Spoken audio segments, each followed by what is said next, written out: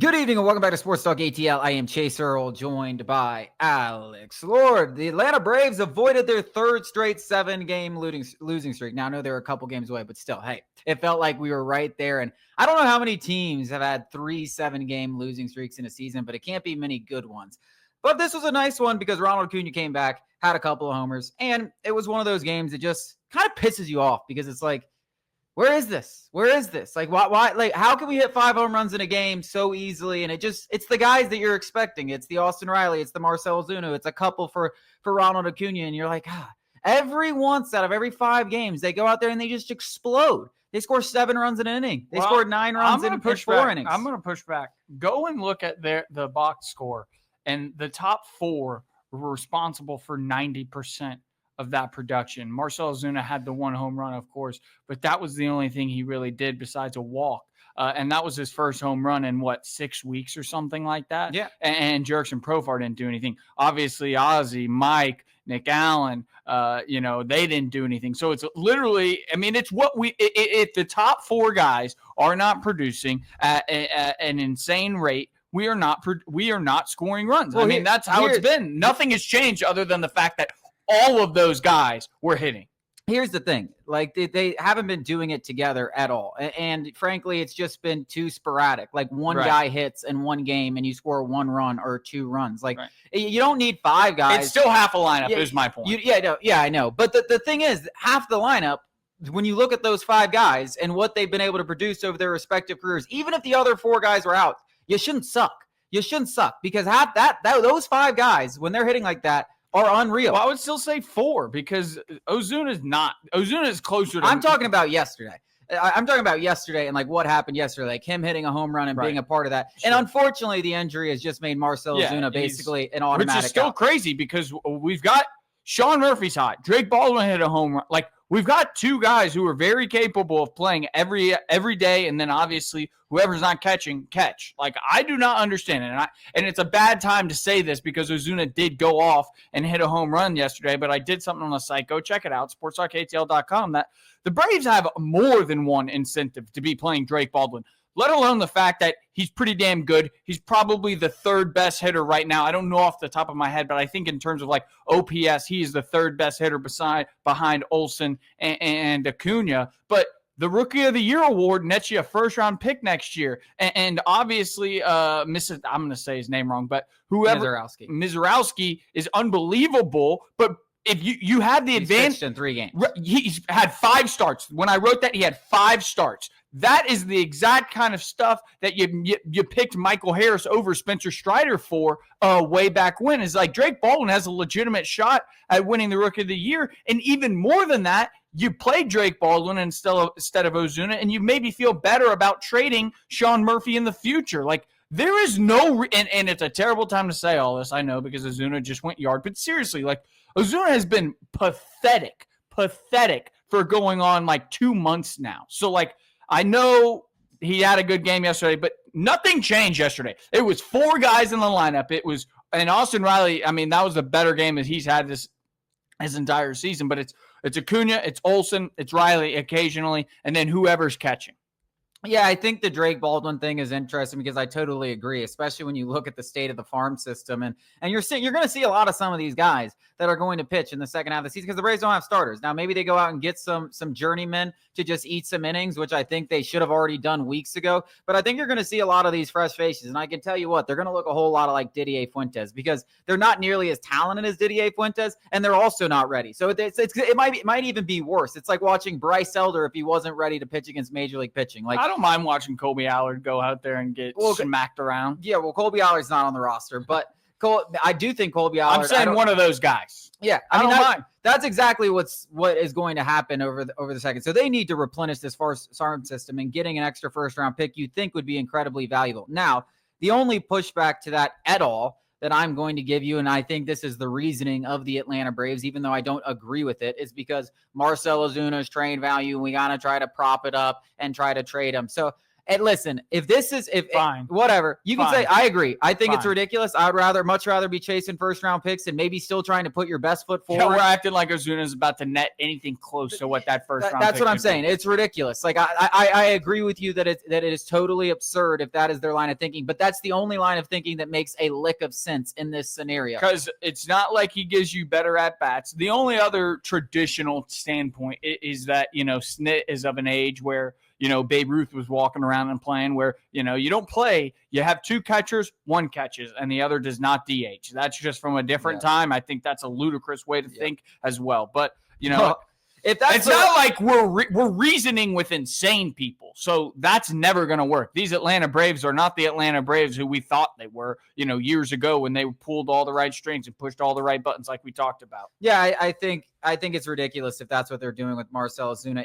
But I do think that that's the only explanation it could be. I have no idea why else they would be doing it, that they're trying to prop up his trade value. Maybe they still think they have a chance to make a run. Well, the way that they've been treating Michael Harris, they certainly do, benching him but keeping him around. But holy Lord, I have never been more firmly in the camp of listen. I'm fine with him, as I said yesterday, being a starter in center field and just letting him work out the kinks and letting him just eat it, starting, like just suck it. Like, hey, people are going to boo you. You're going to get jeered. People are going to not be happy that you're in the lineup every day. You're going to hear noise. Block it all out and prove to us that you're a starting piece. I'm totally fine with that because the season's over anyways. I'm also totally fine with him going to AAA because holy hell.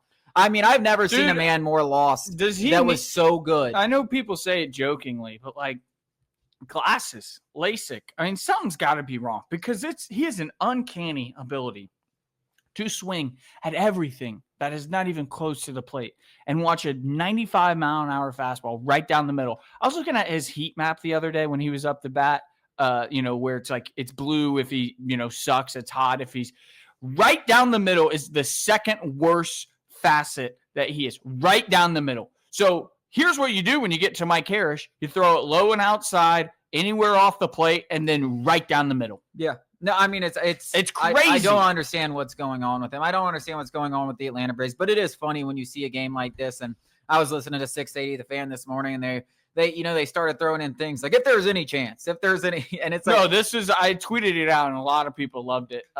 This is like a toxic ex or a toxic girlfriend, boyfriend where this is not the right person for you. You're going to break up with them. It's red flag after red flag. It's doomed. And then right before you do it, they do something sweet. They tell you they love you, yada, yada, yada. We have one of those games every few weeks where it's like, why aren't we doing this the whole season? And then tomorrow or tonight, they'll go on and show us exactly why we should break up with them. Yeah, I think I'm in the camp of already been broken up with them, but it would be absolutely wild. I just would love to see the conversation just to spark some life into the Braves because frankly, I need something to talk about, right? Like if we just go out there and die, I'm going to be sitting up here talking about Nacho Alvarez playing second base and what Ian Mejia is giving us on the mound. Like I don't want to do that. So frankly, I'm dying for a glimmer of hope. I'm hanging on because I want something to talk about. It would be hilarious to see the trade deadline kind of conversation if the Braves were to go into the All-Star break and win these next 4 games. Who did that thing where they go, I'm dead, I'm dead, I'm alive, I'm alive, I'm dead, no, I'm dead. We have done that like 6 times this season alone. Like, why not do it a couple more before the trade deadline? Go win 4 games going into the All-Star break and see how the conversation changed. I mean, we were completely dead. But you take a reset, we'll all convince ourselves, they're going to have a break. They're going into the break happy. All of this is going to change. Yep. And in the reality of the situation, there's still a team with no rotation. 4 out of the 9 guys are automatic outs. And there's very little chance of us digging out of this hole while there is a chance of us catching the Rockies. We will be back coming up after the break.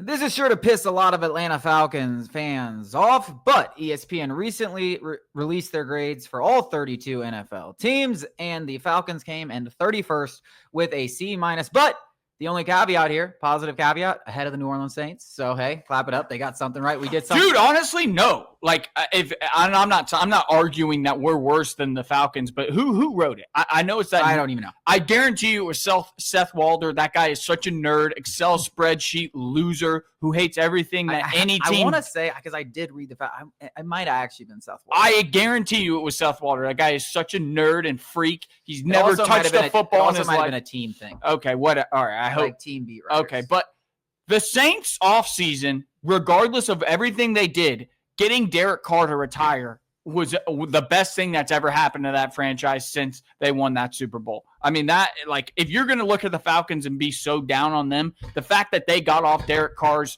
contract should put them ahead of us. Although, obviously, I don't think that. Yeah, I know a lot of people were upset by this and people calling ESPN clowns. And my question to you is why? Like, what exactly did and I understand we've talked positively about this draft class, but I don't know how much weight they put in each individual's team draft class because there's so much variance there. Like every single year you get guys getting made fun of for drafting so-and-so and they pan out to be a superstar. So you can't really put a lot of weight, but what they did put a lot of weight in is the fact that they gave up a 2026 first round to move up to James Pierce, which if you look at this entire offseason was by far the biggest move and will determine whether this thing, and there's two parts to that, right? They're betting on Michael Penix to be the guy to carry you to the playoffs. So that draft pick is at the end of the draft. They're also betting on James Pierce being, a legitimate first round pick that's going to be a contributor at the biggest area of need for the team. So both of it's too early to judge that trade. Very obviously. Pretty much too early to judge literally every single facet of the Falcons offseason. Well, any offseason. But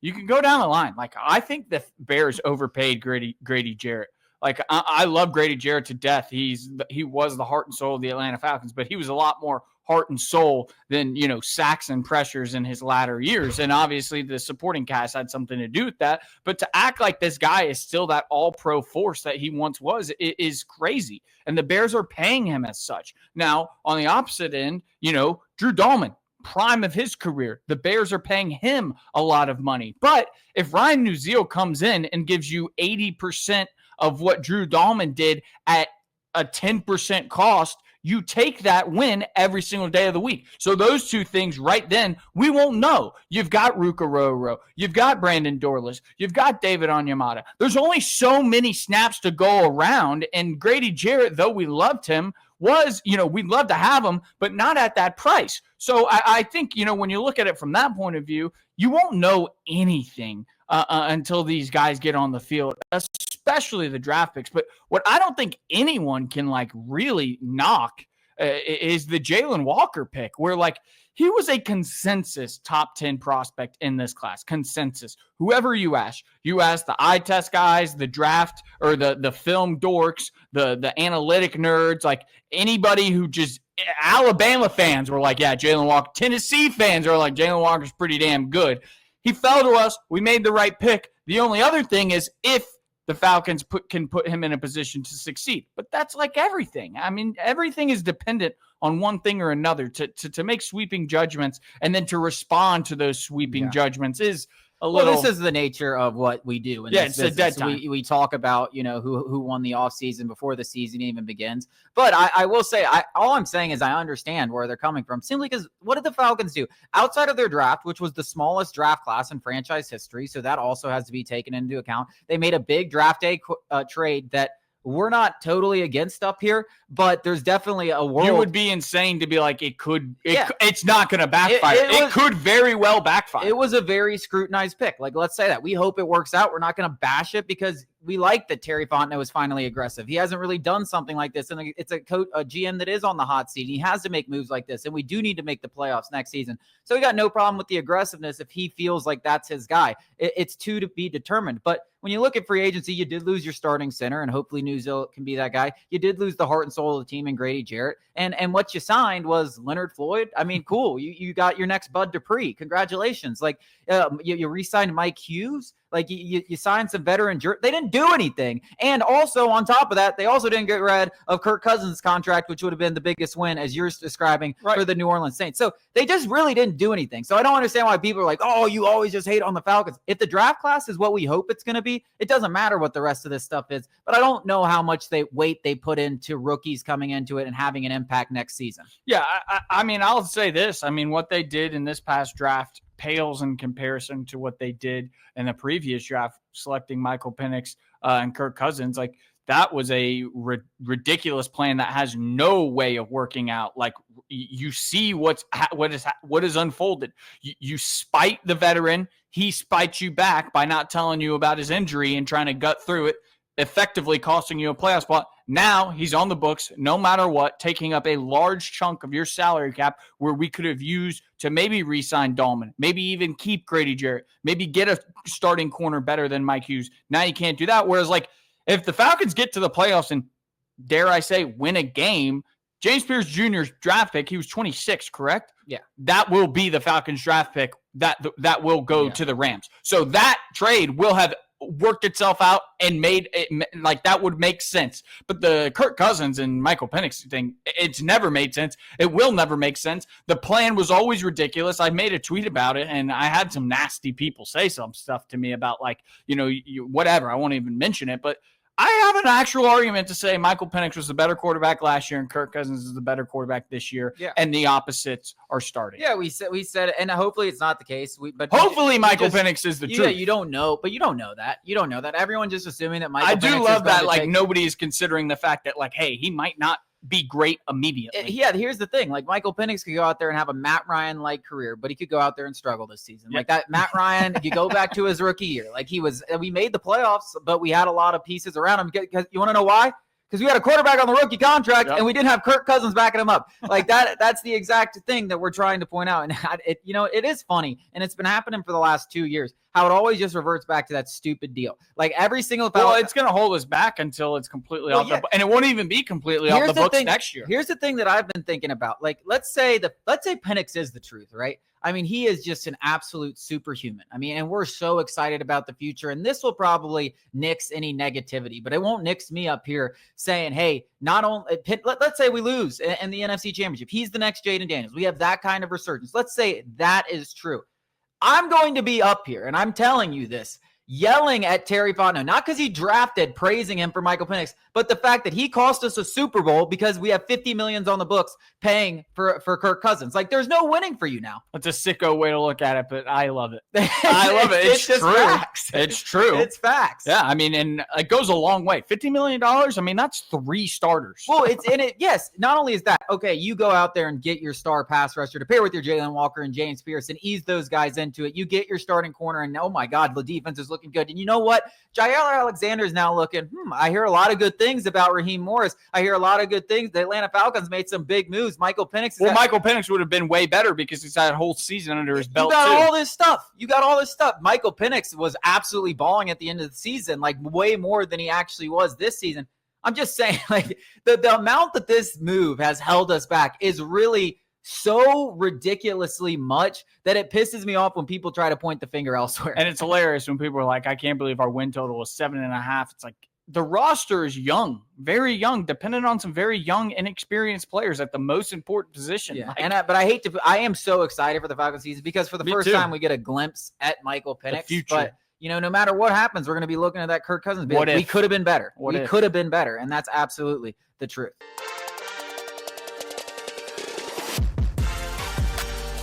Even though the Atlanta Braves got a victory last night, realistically, this is a team that should be looking at 2026 and beyond, which means selling. Now, the question is, will they look to sell players with control past this season? Alex Anthopoulos said he wouldn't, but that was 3 weeks ago. A lot has changed. He probably wanted to ignite a fire in his team. I'm not sure he was really saying the truth there. And frankly, if that is the truth at this point, it's kind of moronic because you should be looking to improve this team. It ain't going to get better just by sitting on your hands there, bud. So you should. I don't care if you lied to us. Hey, it's okay. It's okay. You can trade guys. It's just the trending. I mean, the trend continues. So we're going to start a series talking about some of these, every couple of days about some of the more intriguing trade candidates, and we're going to begin it with Ozzie Albies. Now, Ozzie Albies has been one of the worst. If it wasn't for Michael Harris, who's just saving his butt out there, he'd be like the worst hitter, regular starter, everyday starter out there.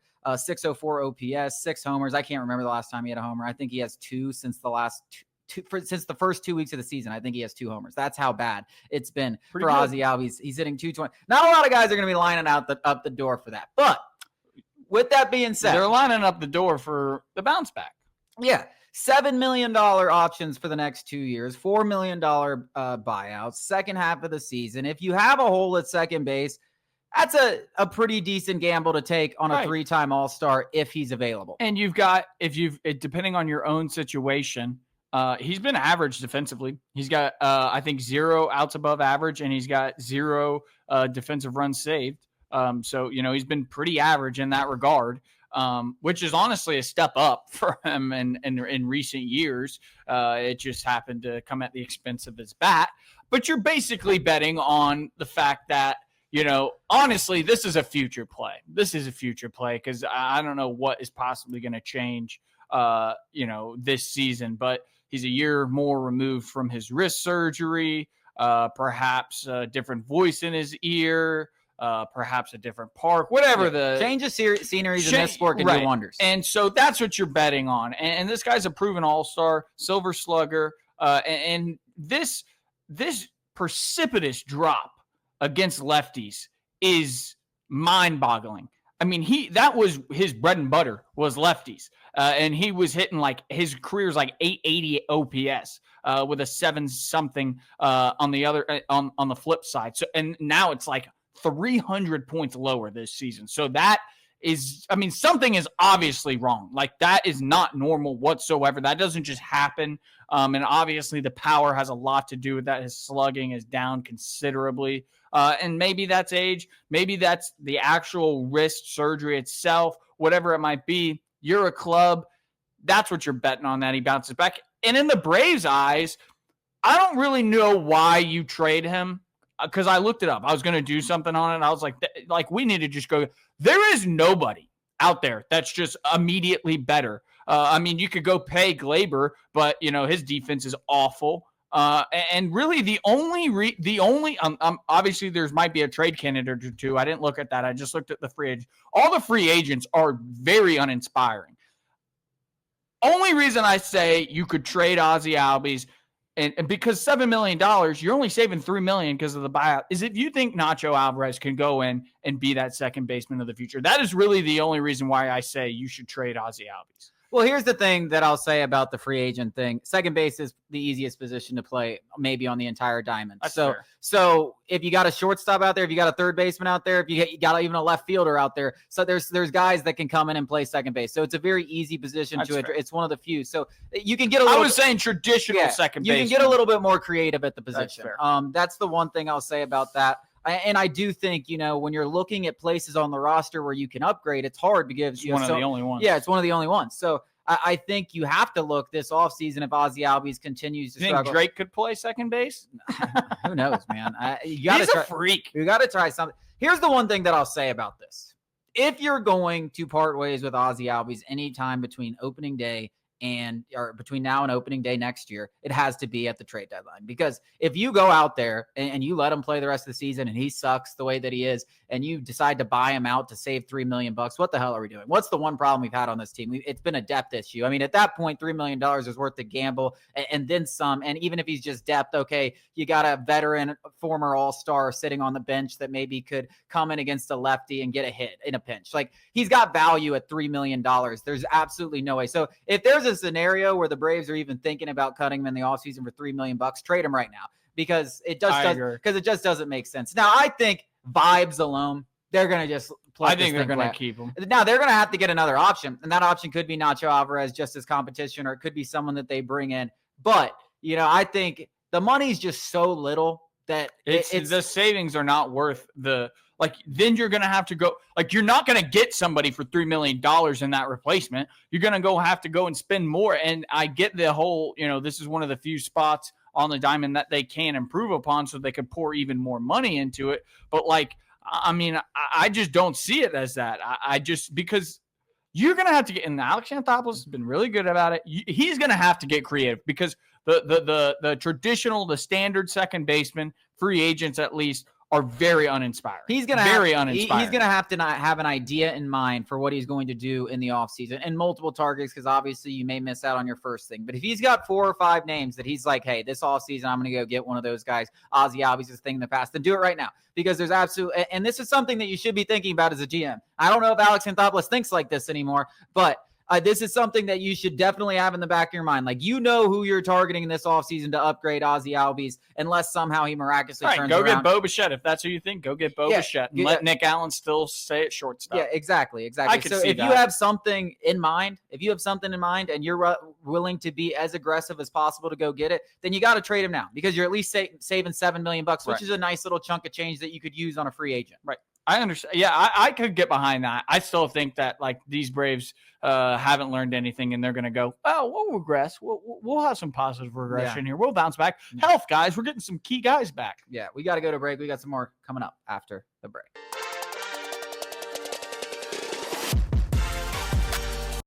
Getting into a topic that I don't know if we've ever talked about on this show, but if you're a fight fan, we're both fight fans up here. I'm a huge UFC guy.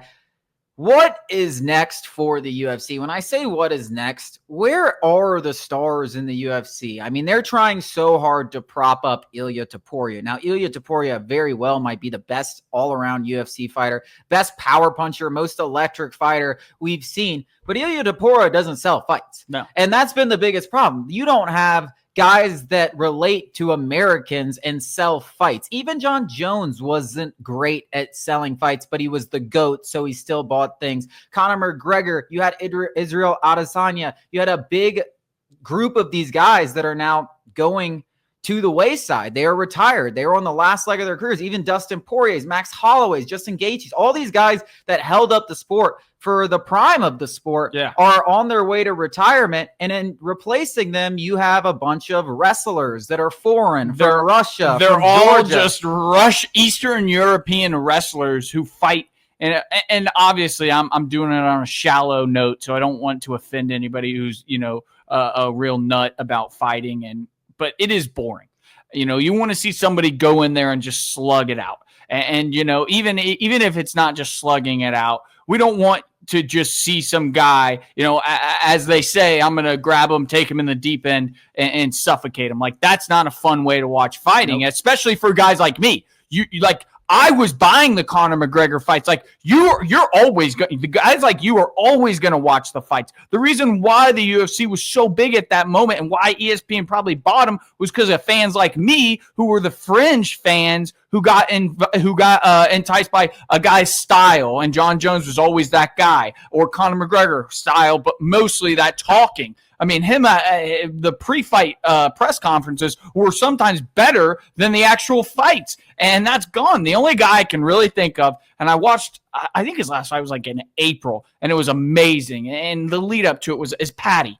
Paddy the Baddy is kind of closer. No one will ever be Conor McGregor ever again. And I'm not saying he's that, elite fighter, but in terms of talking the talk and then honestly walking the walk, Paddy the Baddy is I'd capitalize on that. And then you've got Aspinall. Well, that's what they're trying. They're trying to do. They're trying to get him and Topuria to fight next. Obviously, there's still some hoops and hurdles to jump to get that. And I know that's a fight that they want to sell, and they don't want Paddy to lose. So it sets up this kind of mega fight between a guy that has an amazing personality and also probably legitimately maybe already the go to the sport in terms of what he's done to legend after legend after legend. I mean, Volkanovski, Max Holloway, and then Charles Oliveira, knocking them all out with relative ease. Guys that have never been knocked out ever, just going out there and just knocking him out in the first couple of rounds has been absolutely astounding. And it doesn't look like he's slowing him down. He's right in his prime, but that's the guy that you want to take over as the face of the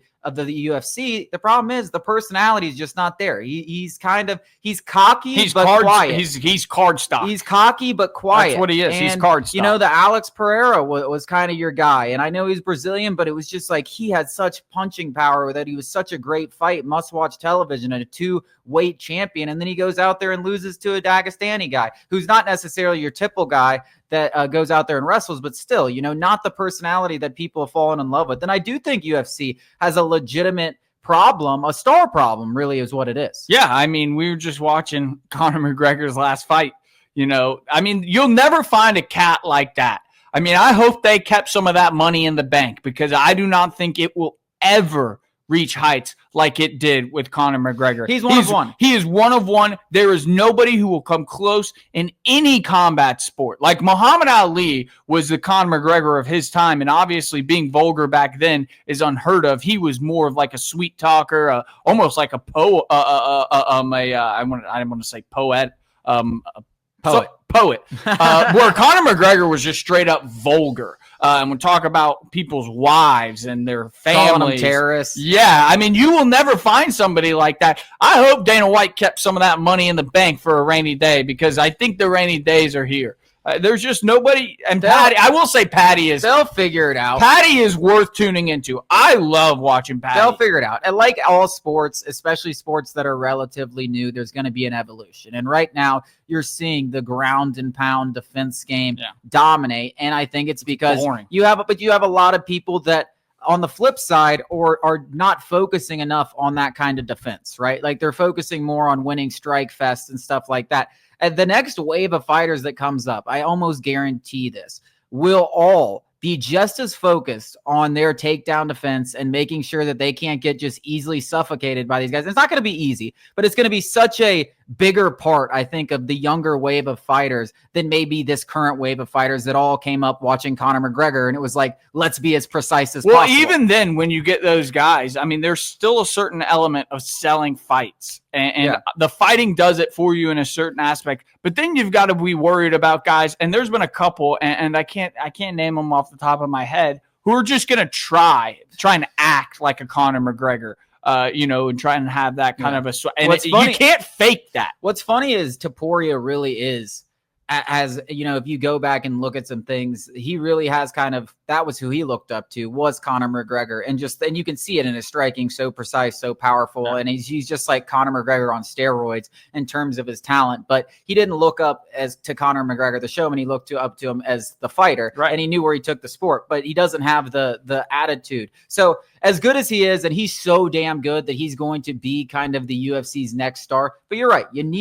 you really have both. You need guys that can communicate with Americans well. They can get across to America. Because listen, let's be real. I mean, America's the biggest economy. Like those are the kind of people. Those are the people paying pay-per-views. Yeah, I mean, they're not the only people, but they're a large majority. That is who you're selling to, and you need people that they don't have to be American. Conor McGregor wasn't American, but they have to be able. I need to understand you. Yeah, they have to be able to, get their points across, win you over, make you love them. And I think they definitely are lacking that right now with their stars. But I don't think it's dead. I just think it's one of those periods where they're going to have to figure things out.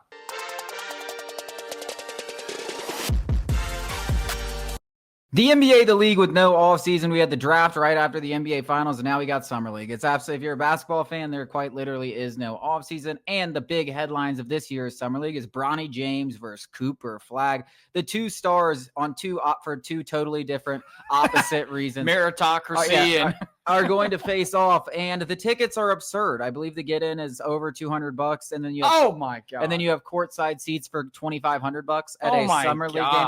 Which begs the question, Alex, how much would you pay? Not that much. No. All right. Like, what's the most you'd pay Summer League game for? Like, I don't know who your favorite basketball player is, but like he's a rookie, and like or maybe Kevin Durant coming out of college or something like that versus another star. Kevin Durant versus LeBron James. Right. Like it would have to be like that because like people trying to hype up Cooper Flagg versus Bronny is crazy. Cooper Flagg should feel disrespected that he's on the same poster as Bronny James. And no disrespect to Bronny, you're in the league, buddy. I'm a loser with a mic. Bronny cooks him? But dude, we're talking about Cooper Flagg is closer to your dad than you are to Cooper Flagg. I'm serious about that. Like you are nowhere. That's true. Got to stop being disrespectful. I would not pay more than $100, a little over $100 to see pretty much any Summer League game because you just go think about a Hawks game. Like the Hawks, not this year because it'll be more because we have Kristaps, but just think last year. I went and saw Victor Wembanyama, who was the prior first overall pick before Zachary Rizier, for like $70. I mean, that like I don't know how this is a real headline. Because if you that's told me, fake. and I know the careers of LeBron James and Michael Jordan, but it's a summer league game, right? It means nothing. You have no guarantee that they're going to play more than 10 minutes. They're going to play 12, 15 minutes, especially if they're top picks, they're number one overall picks, yada, yada, yada. Yeah, they know they're stars. They're going to get in there. They're going to get some run, and then they're going to come out and drink on the sidelines. And what? Am I hoping that he sits next to me on the bench? You could literally tell me Michael Jordan versus LeBron James in summer league when they were rookies coming into the year, and I don't think I'd pay $100 for it. Maybe I'd pay $100. As I said, I said maybe I pay $100. See, all right, like courtside, maybe I'd pay $200-$300, but like sitting in a seat, $2,500. Sitting in a seat, I don't know if you could make me go. Like you couldn't make me hop on a flight to Vegas and go. That's also the thing that we're forgetting is like the flight to Vegas isn't a fun flight, or the flight home from Vegas is not a very fun flight. The flight to Vegas is fun. That's a hellish flight. Yeah. The flight home. I don't get it. I don't know if you could make me go watch a summer league game. And we're not even talking about Cooper Flagg. We're talking about Cooper Flagg. Cooper Flagg's a beast. Like, don't get me wrong, but I don't know if he's a generational player. Well, Cooper Flagg is so great for all the things that in terms of like watchability, he's not like sexy watchability. He's a winning basketball player. He does the things that you're like, the casual fan is like, so who cares? I want to see ball in hoop. I want to see handles. I want to see dunks. Like Cooper Flagg does all the little things that makes him the number one overall pick. He's not like Kyrie Irving, KD. Like he's not like funny. It was funny because someone said this, and this is just the huge recency bias. But when the college basketball season ended, they're like Cooper Flagg, like he's probably the most generational prospect we've seen in like 20, like since LeBron James. And I'm like, Victor Wembanyama was 2 years ago? Yeah. Zion Williamson. And now not all these guys may pan out the way, and we don't know how Cooper Flagg, maybe he's better than both those guys. Maybe he's worse than both those guys. But when Zion Williamson was coming out, like it was a freak show. Like he was viewed as generational. Victor Wembanyama was literally a freak show. We have never seen anything like him. And then you get Cooper Flagg all within like a 5-year stretch. Like, what are we doing here? Every number one pick is going to be outside of Reza Shea. I was about to say, you're forgetting about Atlanta's generational talent and Zachary Reza Shea, buddy. Right, isn't it going to be hilarious when Zachary Reza Shea has the best one? Well, Zion hurt, and I know obviously I don't want to say Wembanyama is going to, he's got the blood clots, and I hope he gets over that and everything. But like obviously those are health concerns, and then you got Cooper Flagg, who I do think he's going to be absolutely amazing. But what if Reza Shea just turns into like one of the league's best shooters with Trae Young? He's KD. Yeah, he's and everybody. You can tell like it's the dead of like the MLB season, and we got to cover 40 minutes because we're talking about Reza Shea being the next Kevin Durant. Dude, over the last second half of that season, he was shooting 40%. The way that Hawks fans talk about Reza Shea and how they wouldn't give him up for Giannis. He's prime Klay Thompson. You think he'd be? We got one more segment coming up after the break.